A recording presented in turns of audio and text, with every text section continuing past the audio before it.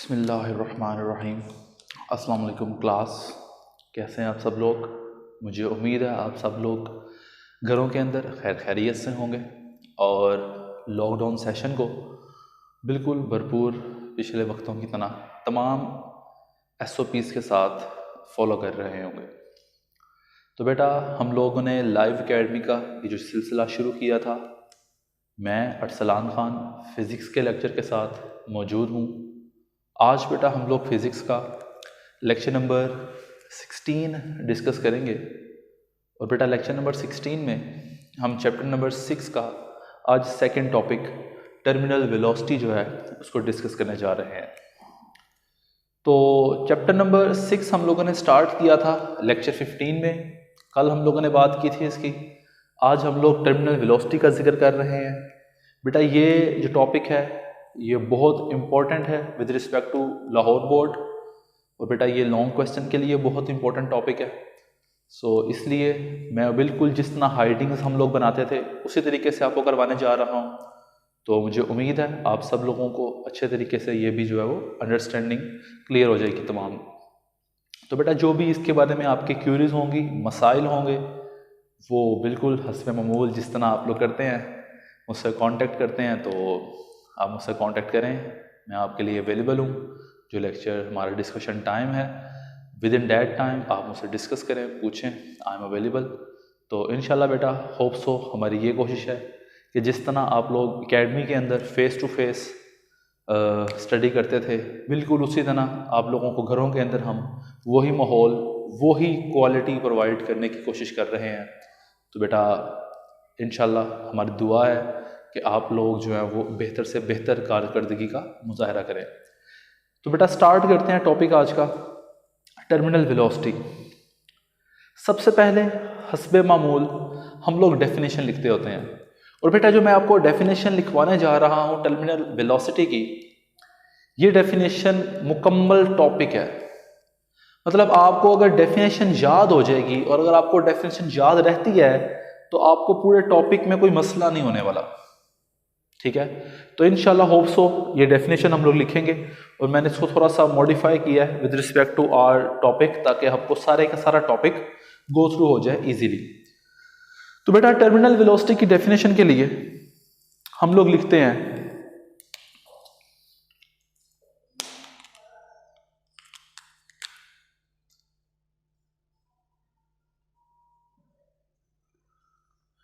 Definition है बेटा the maximum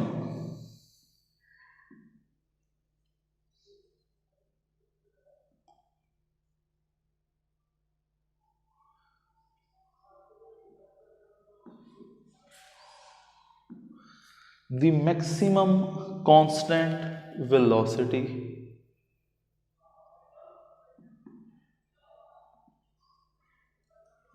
of an object, the maximum constant velocity of an object falling freely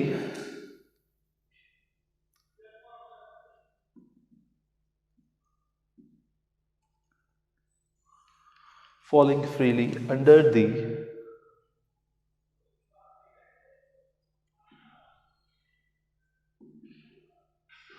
action of its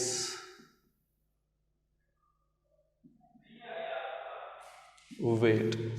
सो बेटा maximum constant velocity हो गई of an object की falling freely under the action of its weight. अब इसके आगे वाली बात बहुत अहम है, व्हेन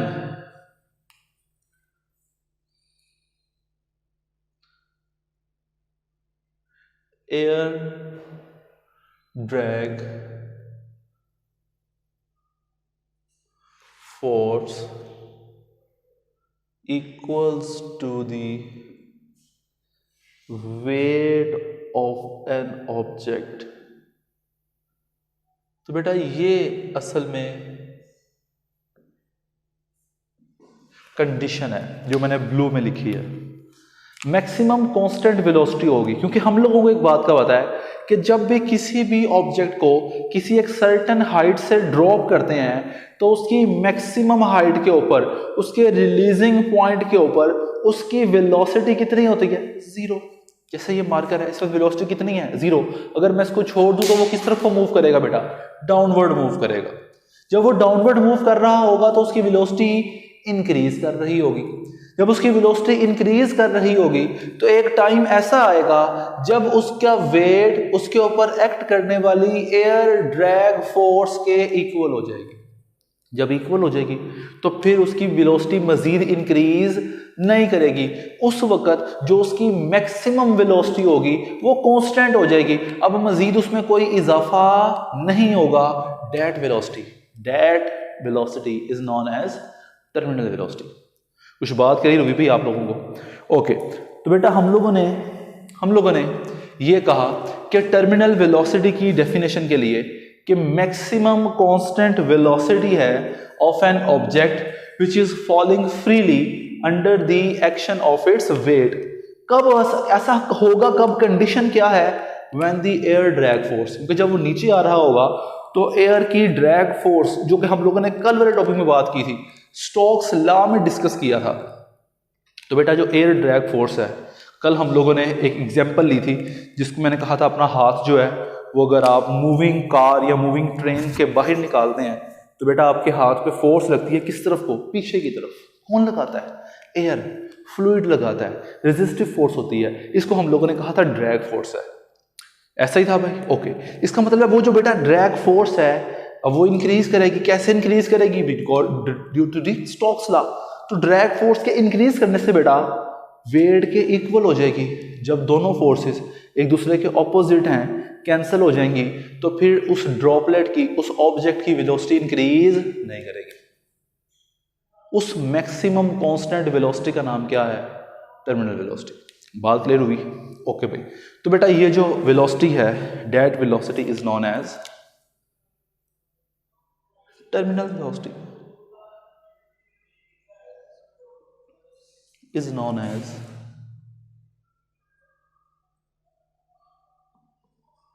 terminal velocity।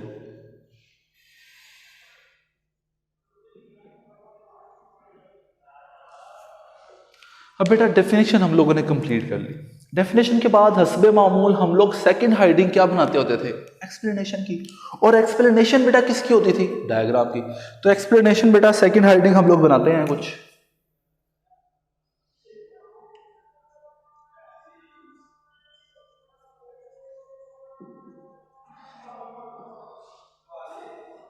और बेटा एक्सप्लेनेशन हमेशा से किसकी होती थी?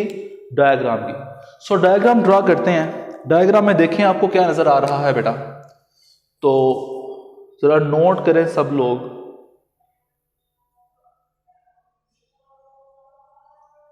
तो बेटा हमें एक ड्रॉपलेट नजर आ रहा है। ये एक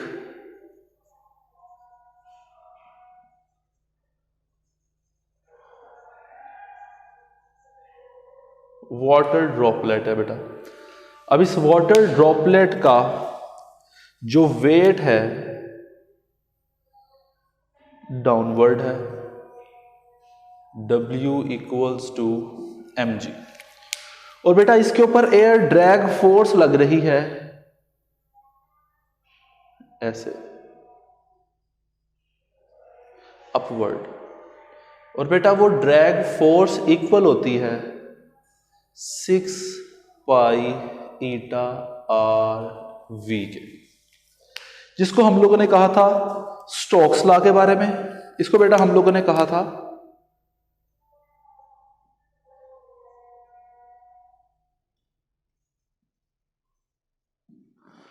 और बेटा ये हम लोगों के पास वेट है किसका? वाटर ड्रॉपलेट का। तो ये बेटा हम लोगों ने कुछ बातें की।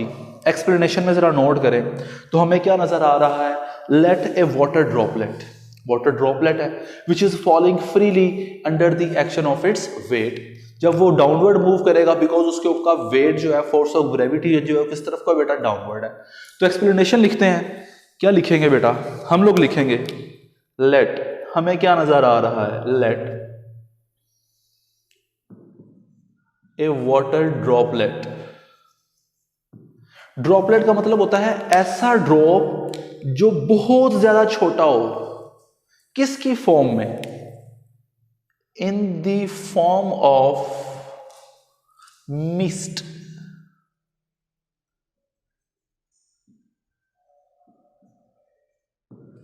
तो बेटा मिस्ट होती है धुंध, शबनम के कतरे, फॉग।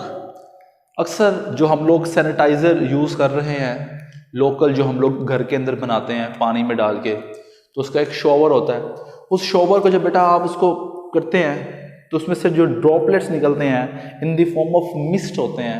मिस्ट का मतलब होता है ऐसा ड्रॉप वाटर का जो बहुत ज्यादा छोटा हो, a tiny little drop of water. So little drop का मतलब क्या होता है? Droplet which is in the form of mist. So बेटा हमने लेट किया, एक वाटर ड्रॉपलेट है, किसके फॉर्म में है? इन द फॉर्म ऑफ मिस्ट है, विच इज फॉलिंग फ्रीली, जो कि बेटा फॉल कर रहा है freely, which is falling freely under the action of its weight। जब बेटा वो डाउनवर्ड मूव करेगा तो इनिशियली उसकी वेलोसिटी कितनी होगी? जीरो, बिकॉज मैक्सिमम हाइट पे वेलोसिटी कितनी है? जीरो। जैसे डाउनवर्ड मूव करना स्टार्ट करेगा उसकी वेलोसिटी इंक्रीज करना स्टार्ट कर देगी। ऐसा ही होगा। सो बेटा लिखते हैं initially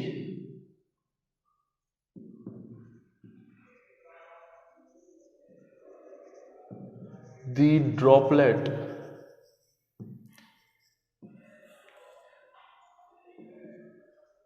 is at rest and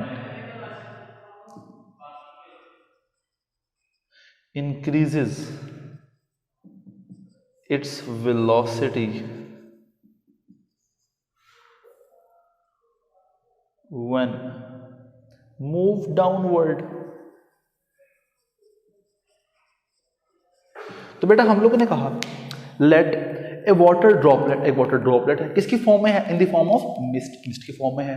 बेटा वो फॉल कर रहा है freely, which is falling freely. किस तरह? Under the action of its weight. अब जब शुरू में वेट के ऊपर वो फॉल करेगा तो शुरू में उसकी वेलोसिटी कहाँ होगी? रेस्ट, जीरो पे होगी। जैसे ही वो डाउनवर्ड मूव करना शुरू करेगा उसकी वेलोसिटी इंक्रीज करना शुरू कर देगी। बात समझ आई कि नहीं आई? इट्स मीन वेलोसिटी इंक्रीज करेगी, so drag force acting on it is also increases। so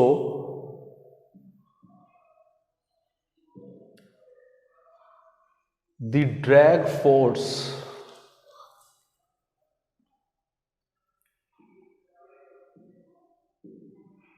of air is also increasing। तो बेटा उसके ऊपर एक्ट करने वाली ड्रैग फोर्स भी इंक्रीज कर रही है। क्यों इंक्रीज कर रही है? By Stokes law. Stokes law के अकॉर्डिंगली हम लोगों को पता है बेटा कि F इक्वल होता है 6 pi eta r we. Velocity बढ़ेगी तो एक्ट करने वाली ड्रैग फोर्स भी इंक्रीज करेगी। तो हम लोगों को इस चीज का पता है force is directly proportional to V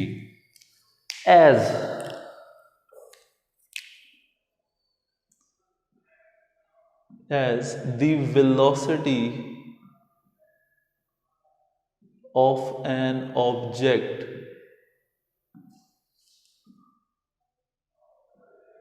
goes on increasing। अगर तो वेलोसिटी इंक्रीज करती चली जाएगी तो उसके ऊपर एक्ट करने वाली ड्रैग फोर्स भी इंक्रीज करती ही चली जाएगी। ऐसा ही होगा, increasing. So the drag force acting on it also goes on increasing। तो बेटा फोर्स इंक्रीज करती जाएगी, एक टाइम आएगा, एक टाइम आएगा। इसका मतलब है इस ड्रॉपलेट के ऊपर नेट फोर्स जो है वो किसके इक्वल होगी, ये भी लिख लेते हैं, अच्छी बात है।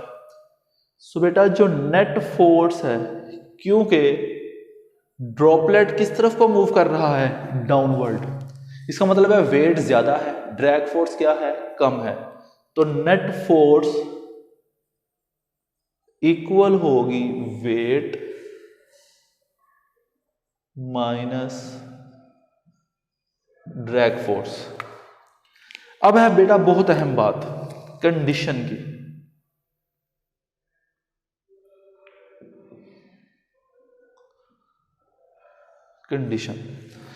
कंडीशन क्या है, एट सम टाइम, बेटा गौर करें जरा, बहुत अहम बात, जब वेलोसिटी इंक्रीज कर रही है डाउनवर्ड मूव करने से, तो उसके ऊपर एक्ट होने वाली ड्रैग फोर्स भी इंक्रीज कर रही है। ड्रैग फोर्स इंक्रीज करते करते करते करते एक टाइम आएगा जिस वक्त ड्रैग फोर्स इस वेट के इक्वल हो जाएगी। जिस वक्त इक्वल हो जाएगी तो उस वक्त नेट फोर्स कितनी हो जाएगी, जीरो। ये वेट इस ड्रैग फोर्स से क्या हो जाएगा, कैंसल, बिकॉज दोनों क्या हो गए हैं, equal and in opposite direction, तो नेट फोर्स जीरो हो जाएगी। जब नेट फोर्स जीरो हो जाएगी उस वक्त उस वेलोसिटी के अंदर, उस बॉडी की वेलोसिटी के अंदर कोई इंक्रीज नहीं होगा। पहले तो वो जीरो से स्टार्ट हुई, इंक्रीज करती जा रही थी, लेकिन जिस वक्त नेट फोर्स जीरो हो गई, ड्रैग फोर्स वेट के इक्वल हो गई, अब उसकी वेलोसिटी इंक्रीज करते करते उस पॉइंट के ऊपर अब मजीद इंक्रीज नहीं करेगी। क्यों नहीं करेगी, क्योंकि उसके ऊपर लगने वाली नेट फोर्स कितनी हो गई है, जीरो। उसकी वेलोसिटी कैसी हो जाएगी, कांस्टेंट होगी, कांस्टेंट, लेकिन कैसी होगी, मैक्सिमम होगी, कांस्टेंट, लेकिन कैसी होगी, मैक्सिमम। अब मजीद इंक्रीज नहीं करेगी। इस वेलोसिटी का नाम क्या रखा हुआ है बेटा हम लोगों ने, टर्मिनल वेलोसिटी का। तो कंडीशन बेटा बड़ी अहम है, वो वहां पे ब्लू जो है मैंने मार्कर से लिखी हुई है, यहां दोबारा से लिख रहा हूं, at some time drag force becomes equal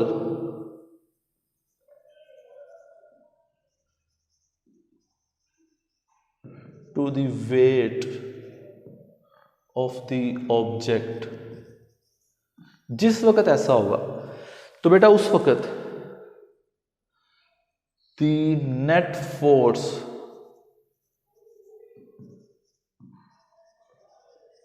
acting on it is zero। बेटा उस वक्त उस ऑब्जेक्ट के ऊपर लगने वाली जो नेट फोर्स है वो कितनी हो जाएगी, जीरो। जिस वक्त बेटा नेट फोर्स जीरो हो जाएगी, अब वेलोसिटी मजीद इंक्रीज नहीं करेगी। That velocity is known as terminal velocity. So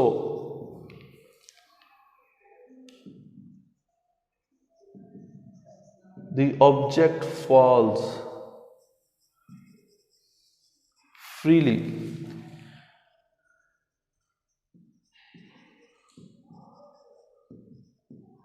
due to inertia. बेटा बहुत अहम बात है, क्योंकि वो डाउनवर्ड जा रहा था तो इसलिए वो डाउनवर्ड ही मूव करता रहेगा due to the inertia of the object. अब वेलोसिटी कैसी होगी, constant, with due to inertia, with constant velocity. That velocity is known as, बेटा उस वेलोसिटी को हमने क्या कहा हुआ है, टर्मिनल वेलोसिटी।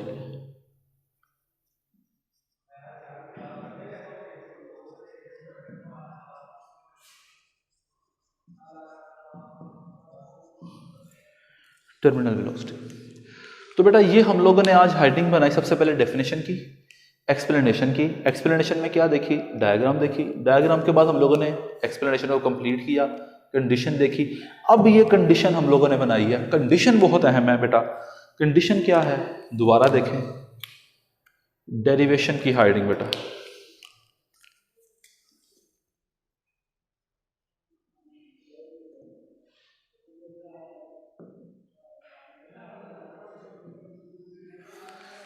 डेरिवेशन में बेटा कंडीशन ये है, कंडीशन है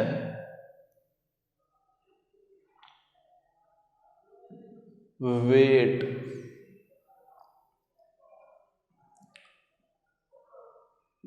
equals to the drag force. ये condition, weight of the object equal हो जाएगा किसके, ड्रैग फोर्स के। वो ब्लू में भी लिखी हुई है, drag, air drag force equals to the weight of the object. तो बेटा सोल्व करते हैं इसको। वेट किसके इक्वल होता है, वो सामने लिखा हुआ है mg, और ड्रैग फोर्स किसके इक्वल होती है, F equals to 6 pi eta r v. लेकिन ये v अब कांस्टेंट हो गई है, जिसको हम लोगों ने क्या कहा है, टर्मिनल वेलोसिटी, तो साथ vt लिखते हैं। अगर बेटा हम लोगों ने वैल्यू फाइंड करनी हो टर्मिनल वेलोसिटी की, तो टर्मिनल वेलोसिटी vt, ये 6 पाई ईटा आर मल्टीप्लाई है, वहां जाएगा तो क्या हो जाएगा, डिवाइड।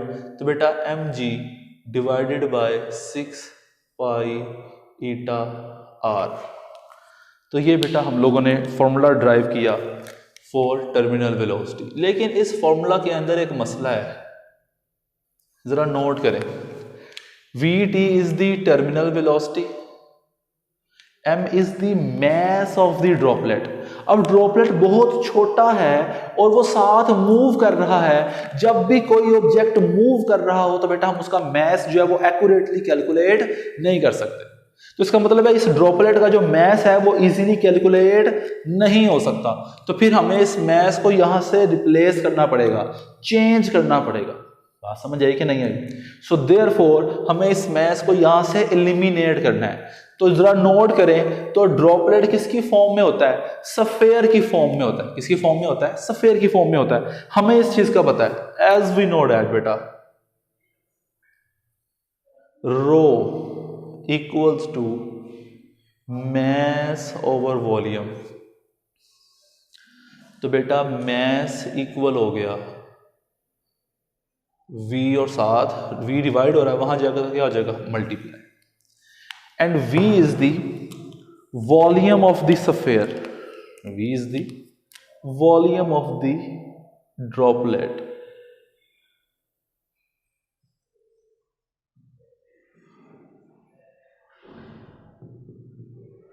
और बेटा वॉल्यूम ऑफ ड्रॉपलेट चूंकि सफेयर की फॉर्म में है, it must equals to 4/3 pi r cube.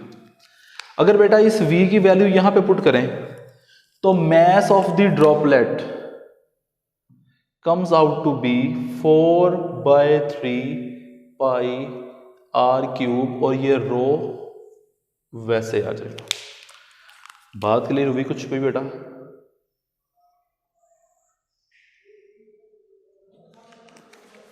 इस वाले फॉर्मूला से क्लियर है भाई? वॉल्यूम की जगह पे 4/3 पाई आर क्यूब आ गया। अब बेटा इसकी वैल्यू इसमें पुट कर सकते हैं, इसकी वैल्यू पुट कर देते हैं। तो बेटा चेक करें जरा, vt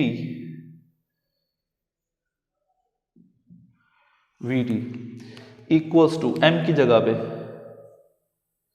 4/3 पाई आर क्यूब रो g, और बेटा नीचे 6 वैसे का वैसे ही आ गया, in this 6 pi eta r. तो बेटा जरा नोट करें, तो ये r इस r से क्या हो गया, कैंसिल। ये देखें बेटा, r इस r से कैंसिल हो गया, यहाँ पे r स्क्वायर बच गया। पाई इस बेटा पाई से क्या हो गया, कैंसिल हो गया। ये देखिए बेटा 2 2 4 एंड 2 3 6। तो नोट करें बेटा, तो टर्मिनल वेलोसिटी vt का हम लोगों ने रिलेशन निकाल लिया 2g are square row over 3 3 ज़ा 9 और साथ नीचे क्या बच गया ईटा। तो बेटा ये हम लोगों ने कुछ काम किया है अबाउट द टर्मिनल वेलोसिटी और हमने मैस को इस फॉर्मूले से इस फॉर्मूले के अंदर एलिमिनेट कर दिया। जरा नोट करें तो 2 क्या है कांस्टेंट, g क्या है gravitational acceleration which is 9.8 metre per second square, r is the radius of the droplet. Radius को बेटा हम ड्रॉपलेट को मेजर कर सकते हैं बाय ऑब्जर्विंग इट, हम उसको माइक्रोस्कोप से ऑब्जर्व करते हैं, उसका जो रेडियस होता है उसको इस तरह एक्सपैंड करके माइक्रोस्कोप से एनलार्ज करके, ठीक है बेटा, मैग्नीफाई करके हम उसका रेडियस कैलकुलेट कर सकते हैं। Rho is the density of the fluid in which the density of the droplet, sorry to say, and eta is the viscosity beta in which the fluid is moving। बात समझ आई कि नहीं आई? So rho is the density of the droplet, rho is the density of the droplet।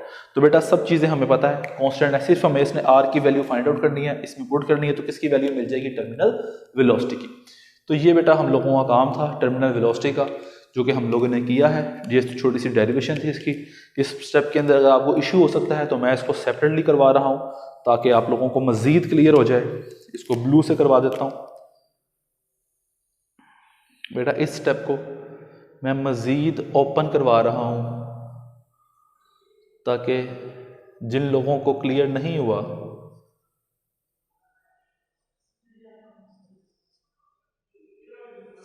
उनको भी मजीद clear हो जाए,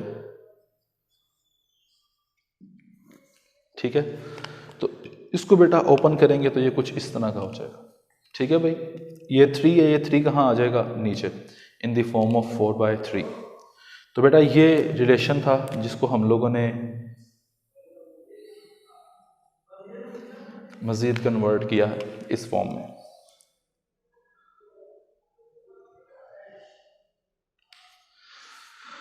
जी तो बेटा दोबारा से जरा सब काम को रिवाइज कर लेते हैं। हम लोगों ने क्या क्या कहा बातें की। हम लोगों ने कहा सबसे पहले बेटा कि टर्मिनल वेलोसिटी क्या होती है, हम लोगों ने उसकी डेफिनेशन लिखी। डेफिनेशन के अंदर हम लोगों ने कहा मैक्सिमम कांस्टेंट वेलोसिटी है ऑफ एन ऑब्जेक्ट की with which it is falling freely downward under the action of gravity. किस वक्त कंडीशन क्या थी? जब उसका बेटा ड्रैग फोर्स एक्ट करने वाली इक्वल हो जाएगी वेट के। हमने एक्सप्लेनेशन लिखी, एक्सप्लेनेशन डायग्राम की थी, डायग्राम के लिहाज से उसको एक्सप्लेन किया। ये वाला टॉपिक बेटा आपको जिस तरह मैंने करवाया है अब बिल्कुल एज इट इज़ ऐसे ही लाहौर बोर्ड में लिख सकते हैं, मैंने बुक वाला ही लिखवाया है, ठीक है भाई। सो बेटा उसके अलावा स्टोक्स लॉ है, लेकिन मैंने वर्डिंग थोड़ी सी ईजी कर दी है। स्टोक्स लॉ के लिहाज से बातें की, फिर कंडीशन की बातें की, और फिर लास्ट में हम लोगों ने कुछ डेरिवेशन की है। यहाँ पे मैस की वैल्यू क्यों पुट नहीं की? Because mass of the droplet can not be measured accurately because droplet is moving freely with constant velocity, so that is why we have to eliminate this m here in this formula, so we convert it into 2g r square rho over 9 eta। so here it is the formula of the terminal velocity। तो बेटा यहाँ तक हम लोगों ने आज काम किया है, उम्मीद है आप लोगों को समझ आया होगा। इसी दुआ इसी उम्मीद के साथ कि आप लोग जहाँ रहें खुश रहें, मुस्कुराते रहें, हंसते रहें, SOPs का ख्याल करें, दुआओं में याद रखें, और बेटा जितनी जल्द हो सके कोशिश करें। हम सब दुआएं कर रहे हैं, आप लोग भी दुआएं करें, SOPs को फॉलो करें, हम लोग एकेडमीज़ के अंदर दोबारा से रूबरू एक दूसरे को देख सकें, मिल सकें और अच्छे तरीके से अपने स्टडी को कंटिन्यू कर सकें। तो बेटा दुआ में याद रखिएगा। अल्लाह हाफिज़।